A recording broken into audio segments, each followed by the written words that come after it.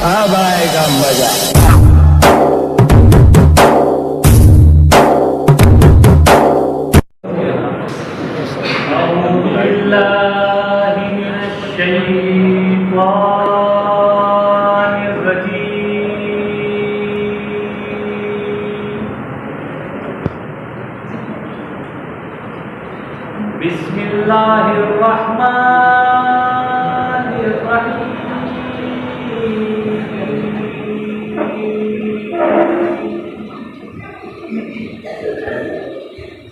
लक़द जाअकुम रसूलुम मिन अनफुसिकुम अज़ीज़ुन अलैहि मा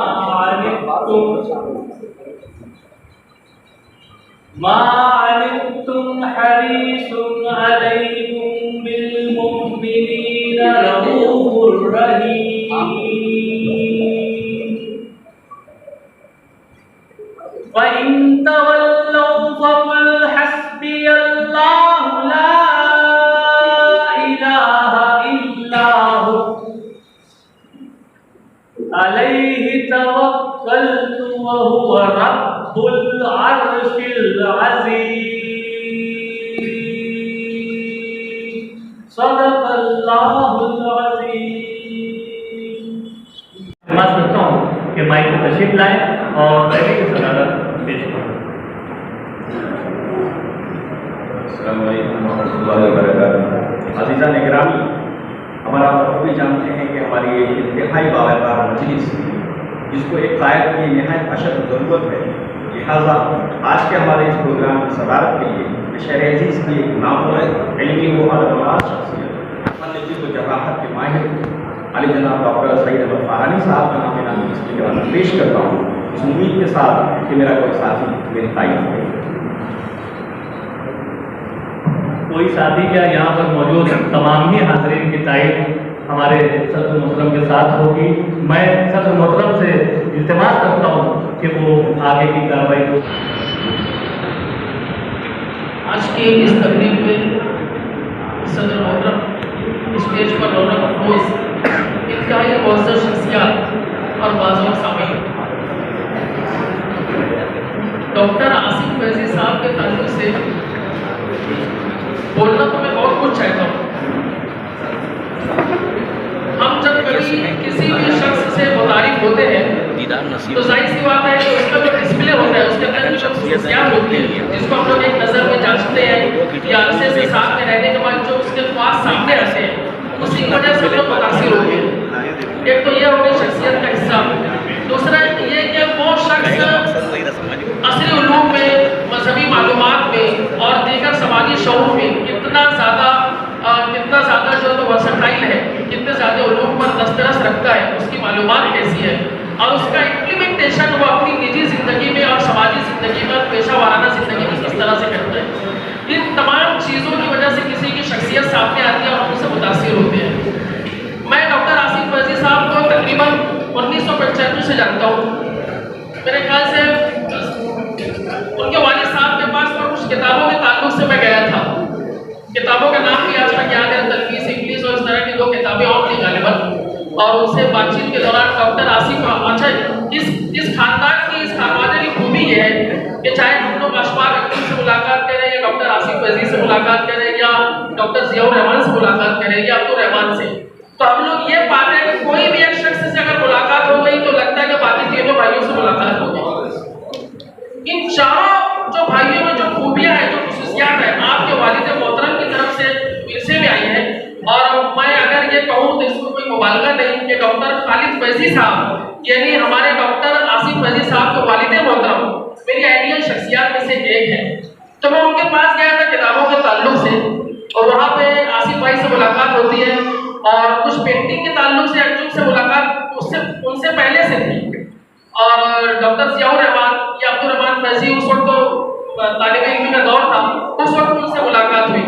तो आसिफ फैज़ी ने बड़े तपाक से किताबों के ताल्लुक से जो कुछ भी मालूमात थी उस पर डिस्कशन किया और फिर फेमस कलम में उन्हीं दिनों चूँकि संगीत का शौक था, गज़लों का शौक था, मैं मेरे एक दोस्त के साथ फेमस कलम पर मेरा जाना होता है, तो वहाँ पर मैं आसिफ फैज़ी को हारमोनियम के साथ संगत करता हुआ देखता हूँ तो मुझे बेपनाह खुशी होती है।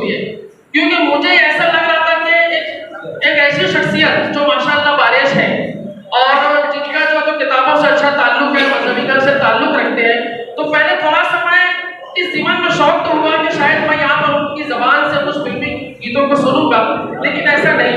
वो मुझे कंपोज करते हुए नजर आते हैं धुनों को।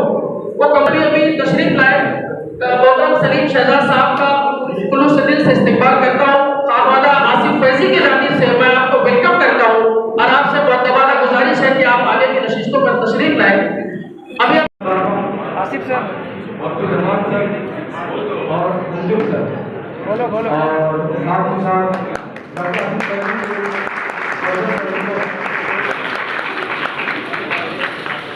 साथ मुसा मासूम है, ये भी मौजूद है। पूरा खानदान यहाँ पर मेहमानबाजी कर रहा है अपने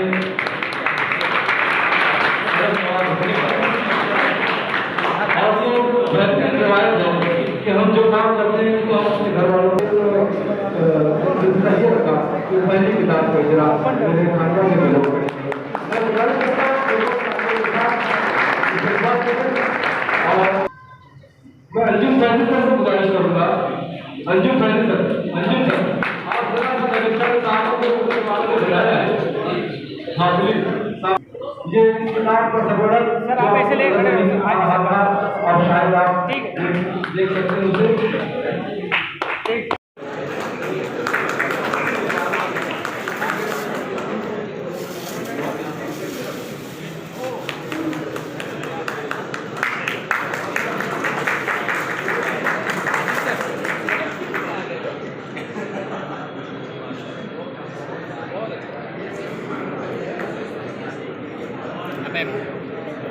आटा में ले लो, घर पे ले लो।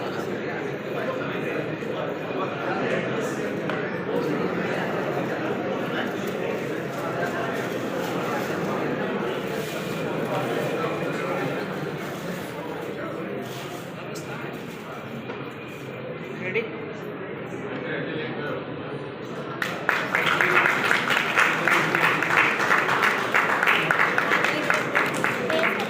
ये पाकिस्तान में इजरा होता है कि इजरा की तकरीब इजरा किताब की रुकमा फरमाया।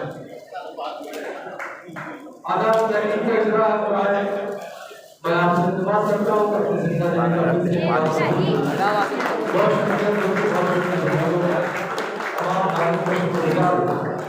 कि आपने इस्तेमाल रखे इसके बाद बहुत सारी अच्छी बातें लिखी है। यकीनन आप जब इसे पढ़ेंगे इसका मुताला करेंगे।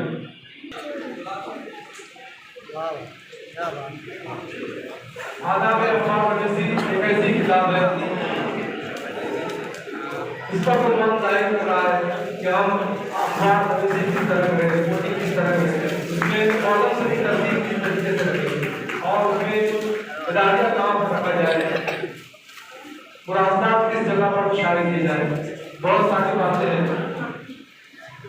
जिनके ताल्लुक से आप इस किताब को उठा सकते हैं और उसके मैं शुक्रगुजार हूँ आप सबों का। अभी 3 किताब भी हुई है, 3 किताबें भी हुई है।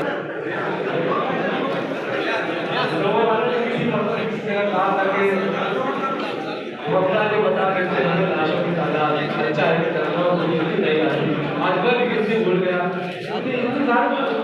मेरी जिंदगी को मैंने जिंदगी है मैंने कभी एक साल जाना इतनी किताबों को और अलग अलग मौजूद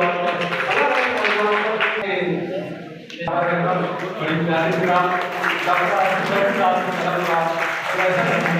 जिससे हम मालूमात देख सकते हैं। अपने सफरनामे को मुकम्मल किया है। मैं तमाम अहबाब का यहाँ पर मौजूद है इस तकरीब में इस्तेमाल करता हूँ और शुक्रगुजार हूँ कि आप यहाँ पर ऐसे हालात में तशरीफ लाए। जब यहाँ पर कानून हमें इजाज़त नहीं देता कि हम यहाँ पर जमा हो जाए। कई किताबों के इजरा का इस्तेमाल का ऐलान हो चुका है। यहाँ तक कि हमारा जो मालिका होगा किताब है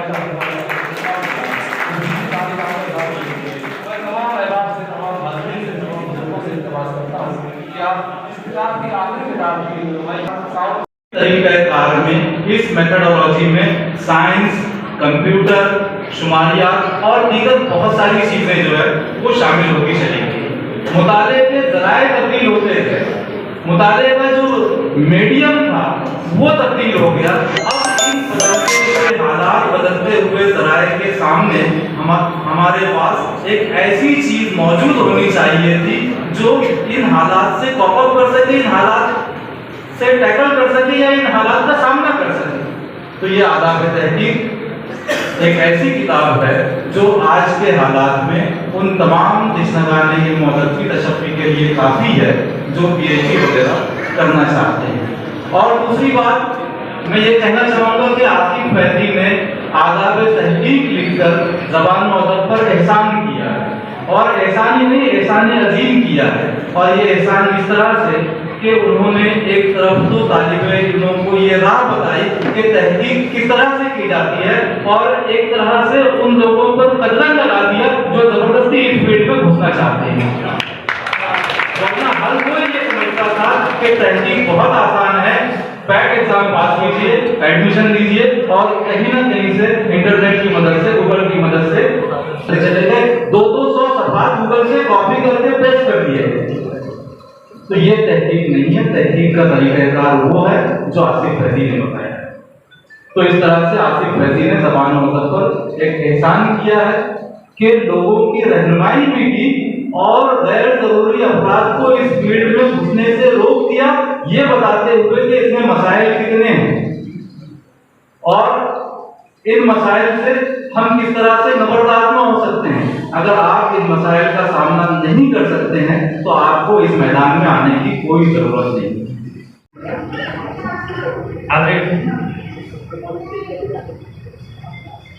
इस मजमून कहना चाहिए, तबसरा नहीं। इसका उन्वान मैंने दिया है टच में नौ के तामीर। शायद ऐसा पहली बार हुआ है कि एक मुसन्निफ की 5 किताबों का इजरा एक ही दिन, एक ही मजलिस और एक ही मकाम पर हुआ हो। 2 या 3 किताबों की रुनुमाई एक नशिस्त में की गई, ये तो कई बार देखा और पढ़ा है, लेकिन बैक वक्त 5 किताबें ऐसा शहर की तारीख में, बल्कि मैं समझता हूँ कि उर्दू तारीख में कोई मिसाल नहीं कहती, या कम से कम मेरी नजर से। अभी सलीम शहजाद साहब ने अभी मुझे बताया कि कुछ साल पहले फारूक सैयद की ने 100 किताबों का इजरा एक साथ करवाया था दिल्ली में।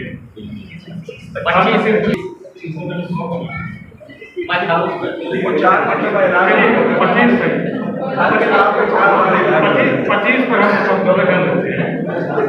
मेरा 2 किताबें जो थी वो दूसरों की लिखी हुई थी, उसको उन्होंने फिर से शाये किया था, और ये किताबें ये जाती किताबें वो, तो ये फर्क है दोनों में।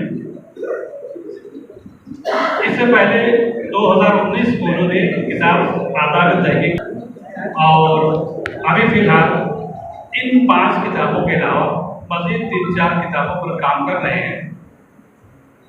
जितना उन्होंने लिखा है उतना तो हमारा आम आदमी पढ़ता भी नहीं। जब उन्होंने मुझे किताबिस्तान पर तबसरा करने का बार-ए-ख्याल सौंपा तो पहले मैंने इनकार किया कि ये तो मेरा मैदान ही नहीं है, बल्कि मेरा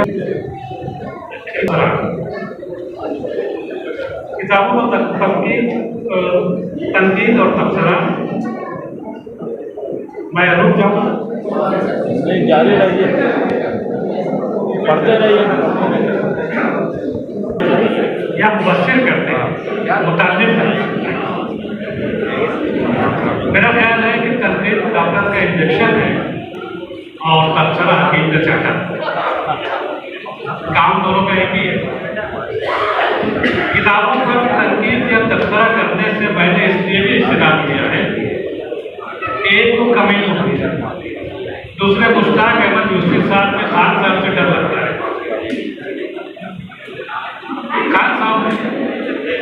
खान साहब बकरी इसलिए पालते थे कि उसके मेमरियाँ उसकी मेमरियाँ दूध में मिलाकर उर्दू के नक्कालों को पिलाई। आप लोगों को उन्होंने लिखा है। मैंने डॉक्टर साहब से यही पूछा, डॉक्टर साहब आप इतनी मेहनत और मुशक्कत से तहकीक कर रहे हैं, अब तहकीक कौन पढ़ेगा? कहने लगे कि तहकीक सिर्फ वही लोग पढ़ते हैं जो जिंदगी से बेजार होते हैं। तहकीक सिर्फ वही लोग पढ़ते हैं जो जिंदगी से बेजार होते हैं या जिन्हें मजीद तहकीक करना होती है। असल में मुसन्निफ की शख्सियत और हैसियत देखकर तनकीद करने का रुझान बढ़ गया है। डॉक्टर आसिफ वजीर साहब।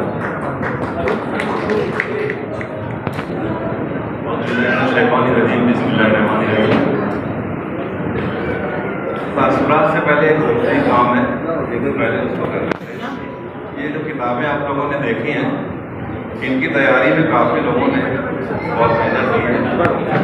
इसका सब किताबों का यूनिक डिज़ाइन जो है टाइटल का हमारे अबू सर क्राफ्ट ने बनाया है। मैं चाहता हूँ कि इन लोगों का सर के हाथों इस्तेमाल हो जाए। इंतजामिया से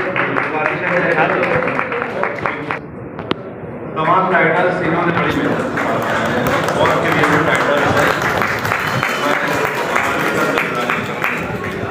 अब्दुल खालिक गुलाम रसूल, हमारी जो किताब अब्दुल खालिक गुलाम रसूल साहब, मैं चाहूँगा कि वो भी आ जाए। किताबों की बेहतरीन सेटिंग के लिए, किताबों के प्रिंटिंग के लिए हमारे खालिद अख्तर डिलीवरी ऑपरेटर,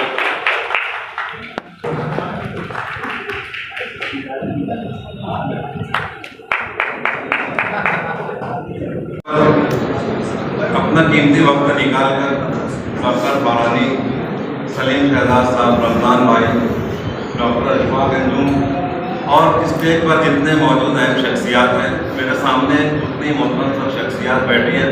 मैं तमाम लोगों का बहुत शुक्रिया अदा करता हूँ और अपनी जानिब से, अपने खानवादे की जानिब से, इंतज़ामिया कमेटी की जानिब से तमाम लोगों का बहुत शुक्रगुजार हूँ। आज इस प्रोग्राम को यहाँ मुनक़िद करने के लिए इजरा कमेटी 1 महीने से मेहनत कर रही थी। मैं इनका तहे दिल से शुक्रिया अदा करता हूँ। बाकी बातें इंशाअल्लाह फिर कभी होगी। शुक्रिया। आपकी आवाज़ के अनुसार है, आप कुछ बोले तो लफ्ज़ों को आता हो मेरा, हम तबर्रुक के लिए डर करे दामन इल्म के हवाले से हो जाए सब। डॉक्टर सही फिक्रे माश इश्क़ वतन याद है, फिक्रे माश इश्क़ वतन याद रफ्ता, इस जिंदगी में आप कोई क्या क्या किया करें। क्या बात है। मैंने ये शेर आसिफ फैजी को जब कहा तो उन्होंने कहा कि किताबें लिखा करें। सामने कराम, मैं सबसे पहले आसिफ के वालिदैन को मुबारकबाद देना चाहूँगा कि जिन्होंने इतनी अच्छी तरबियत की कि यानी कि एक कामिल शख्सियत जो है हमारे सामने आसिफ फैजी की शक्ल में आई। मैं उनके वालिदैन के बाद उनकी शरीक हयात को मुबारकबाद देना चाहूँगा। कहते हैं कि अगर बीवी खराब मिले तो शायरी अच्छी हो जाती है और अगर बीवी अच्छी मिल जाए तो नस्ल अच्छी हो जाती है। क्या बात है सर। आसिफ फैजी साहब को मैं तकरीबन जब से मालेगांव आया 19-25 साल 30 साल से हो गए, मैं जब से देख रहा हूँ स्टेज पर मैंने उनको अक्सर देखा। जब से आया हूँ, जब से देख रहा हूँ, एक टोपी सर पर मुझे तो कभी कभी लगता है कि वही वाली टोपी अभी तक भी पहने हुए हैं, 25 साल पहले पहने थे। मैंने उनको गजल गाते देखा, हारमोनियम बजाते देखा, हमेशा टोपी सर पर देखी है मैंने, या किताब लिखते हुए देखा। मैंने सोचा ये बगैर टोपी के भी कभी नजर आते हैं कि नहीं, तो मेरे एक दोस्त ने अज़राए मजाक कहा कि शायद नमाज पढ़ते वक्त उतार लेते होंगे।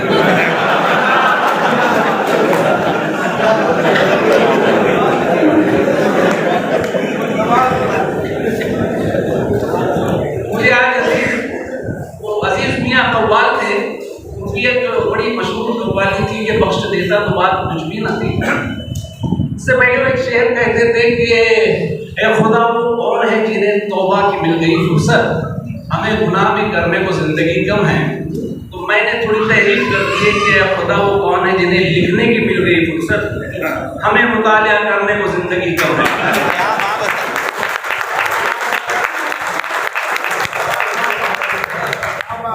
तो खुदा मैं आसिफ फैजी को सिर्फ और सिर्फ एक गायक की हैसियत से और एक साजिंदे की हैसियत से जानता था। ये रुख मेरे पास पहली मरतबा आया। पिछले 15 रोज पहले मेरे मकान पर आया और कहने लगे कि डॉक्टर साहब मैंने किताब लिखी है और आपको सदारत करनी है। और धीरे से एक प्लास्टिक की थैली में ऐसा बंच था, उसमें से एक किताब निकाल कर मुझे, पहले मैं समझा शायद तो शादी का रुका हुआ लाए होंगे, क्योंकि माशाअल्लाह यानी सूरज शक्ल ऐसी अल्लाह ने दी है कि कभी भी शादी का रुका बैठ सकते हैं। लेकिन उन्होंने जो है एक किताब मेरे हाथ में दे दी। मैं किताब की उनके सामने बैठे बैठे गर्दानी करने लगा। यकीन जानिए इतने सारे एहसास और जज्बात बैक वक्त मेरे अंदर जो है, मेरे जहन और दिलो दिमाग के अंदर यानी कि रवा हो गए। यानी कि हैरत, हसरत, रश्क, खुशी, इस्तेजाब और न जाने क्या कि इमरान जमील साहब होते तो सुबह तक बोल सकते थे। क्योंकि वो जब किसी के औसाफ बयान करते हैं तो मौसूफ को भी मालूम नहीं रहता है वो औसाफ।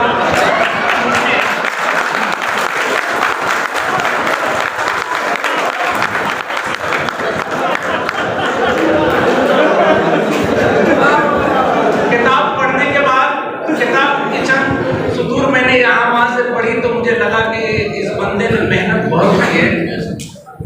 वो किताब मैंने यूं ही ऐसे उठाकर वापस दी तो उसने दूसरी किताब निकाल ली। मुझे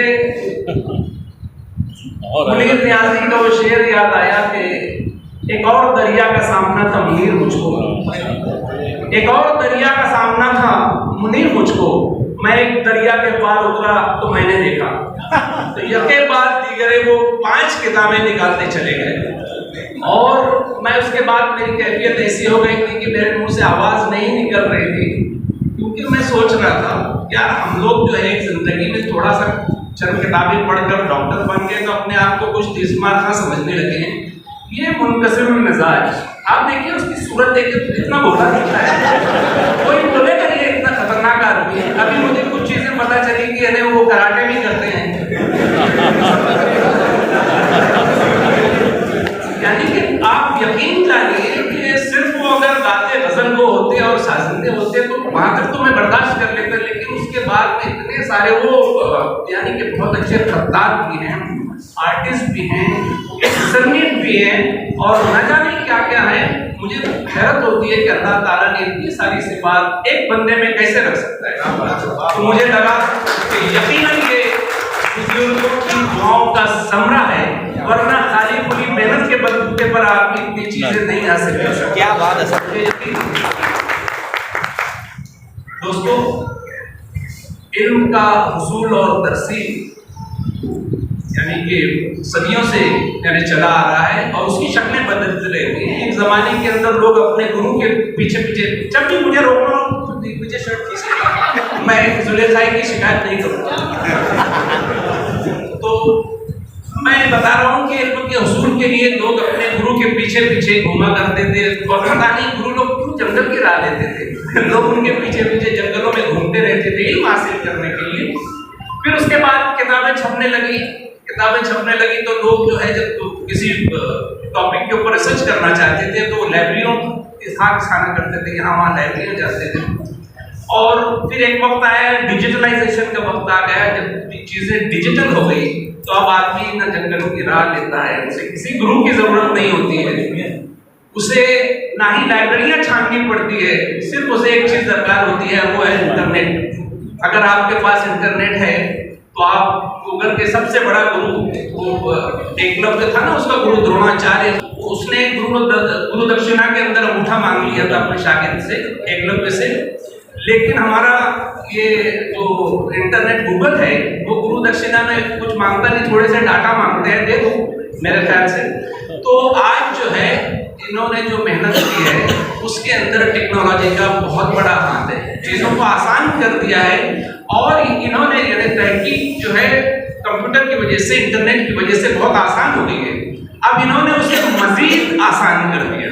इन्होंने जो किताब लिखी है तहकीक के ऊपर, जो किताब लिखी है, उन्होंने तहकीक को डाइजेस्टेड फूड को मजीद डाइजेस्टेड फूड कर दिया है उन्होंने। यानी कि पहले से पिसा हुआ था, अब हज़्म शुदा खाना उन्होंने आवाम को दे दिया। लेकिन मैं एक बात कहना चाहूँगा कि ये जितनी आसानी से इल्म हासिल हो जाता है, जैसे गूगल के जरिए उतनी आसानी से चला भी जाता है। जब आदमी इल्म के लिए मुशक्कत करता था, मेहनत करता था, तो वो इल्म का फायदा होता था। लेकिन आज का इल्म जितनी आसानी से आता है, आप किसी मुश्किल लफ्ज का मायने देखो वो इंटरनेट से फौरन मिल जाता है, लेकिन थोड़े दिन के बाद फिर से दोबारा देखना पड़ता है, वो गायब हो जाता है। तो मैं समझता हूँ कि गूगल और इंटरनेट का इस्तेमाल जो है बहुत सेलेक्टिव होना चाहिए। इससे हम आदमी की क्रिएटिविटी कम हो रही है। मेरे नजदीक आदमी का ओरिजिनलिटी और क्रिएटिविटी कम हो रही है। तो मैं चाहता हूँ कि हमारे जो इतने ज़हीन सामीन इकराम हैं, मैं चाहता हूँ कि इंटरनेट का इस्तेमाल बहुत सेलेक्टिव होना चाहिए। मैं आसिफ फैज़ी साहब को अपनी तरफ से, तमाम शहरियान की तरफ से बहुत बहुत मुबारकबाद देता हूँ। और मुझे ये कहते हुए मेरे ज़बान लड़खड़ा रही है कि अल्लाह करे ज़ोर कलम और ज़्यादा। मेरे दुआ में 5 किताबें लिखी हैं। अगर मैं ये कहूँ कि अल्लाह करे ज़ोर कलम, न जाने क्या करेंगे। मैं तमाम इजरा कमेटी का इतने बड़े बड़े कदावर शख्सियात सलीम शहजाद, अशफाक अंजुम साहब की मौजूदगी में मुझे सदारत दी। मैंने वो मुझसे पूछ भी रहे थे कि तुम्हें कैसे सदर बना लिया सलीम शहजाद साहब। तो मैंने कहा कि यार भाई वो चाहते थे कि कोई मेरा हमउम्र सदारत करे, इसलिए मुझे पूछ लिया। मालेगांव मुस्तफ़ा बंगार बाज़ार डायमंड कारपेट होलसेल रेट में यहाँ पर कारपेट दिया जाता है। हमारा पता याद रखें, मालेगांव मुस्तफ़ा बंगार बाज़ार डायमंड कारपेट।